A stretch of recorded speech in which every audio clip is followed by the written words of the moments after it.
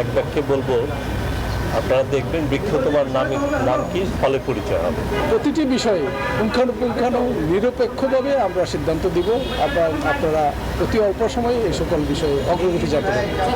আমরা কাজ শুরু করেছি মানুষের প্রত্যাশার মতন করে, প্রত্যাশা অনুযায়ী দেশের জন্য কাজে করতে পারি, দুদকের ভাবমূর্তি ফিরিয়ে আনতে পারি, দুর্নীতির মুক্ত করার যথেষ্ট চেষ্টা করতে পারি।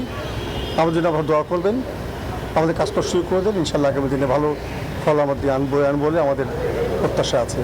জনগণের প্রত্যাশা অনুযায়ী চাপমুক্ত থেকে দুর্নীতির বিরুদ্ধে কাজ করার অঙ্গীকার করেছেন দুর্নীতি দমন কমিশনের নবনিযুক্ত চেয়ারম্যান বিচারপতি AKM আসাদুজ্জামান।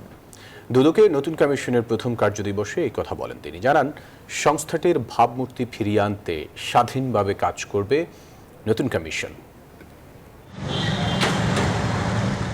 দুর্নীতি দমন কমিশনে দীর্ঘ 5.5 মাসের শূন্যতা কাটিয়ে অবশেষে স্বাধীন এই প্রতিষ্ঠানটিতে যোগ দিলেন নবনিযুক্ত চেয়ারম্যান বিচারপতি AKM আসাদুজ্জামানের নেতৃত্বে 3 সদস্যের কমিশন।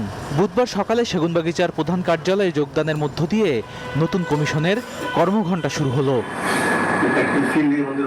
শুরুর দিনেই দুদকের কর্মকর্তাদের সাথে দিনব্যাপী মত বিনিময়ের মধ্য দিয়ে ব্যস্ত সময় পার করে নতুন কমিশন। পরে সাংবাদিকদের সঙ্গে আলাপকালে দুর্নীতিমুক্ত বাংলাদেশ গড়তে কথায় নয় কাজের মাধ্যমে নিজেদের প্রমাণের প্রত্যয় ব্যক্ত করেন তারা।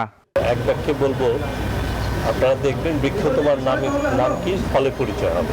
প্রতিটি বিষয়ে পুঙ্খানুপুঙ্খানু নিরপেক্ষভাবে আমরা সিদ্ধান্ত দিব। আপনারা অতি অল্প সময়ে এই সকল বিষয়ে অগ্রগতি যাতে পারেন।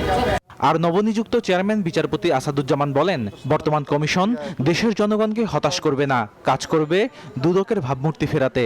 আমরা কাজ শুরু করেছি মানুষের প্রত্যাশার মতন করে, প্রত্যাশা অনুযায়ী দেশের জন্য কাজে করতে পারি, দুদকের ভাবমূর্তি ফিরিয়ে আনতে পারি, দুর্নীতির মুক্ত করার যথেষ্ট চেষ্টা করতে পারি। আমাদের জন্য আপনারা দোয়া করবেন, আমাদের কাজটা শুরু করে দেন। ইনশাআল্লাহ আগামী দিনে ভালো ফল আমাদের আনবো বলে আমাদের প্রত্যাশা আছে।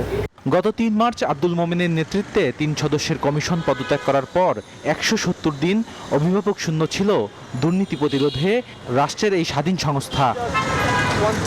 বদরুল আলম শাওন, নিউজ 24, ঢাকা।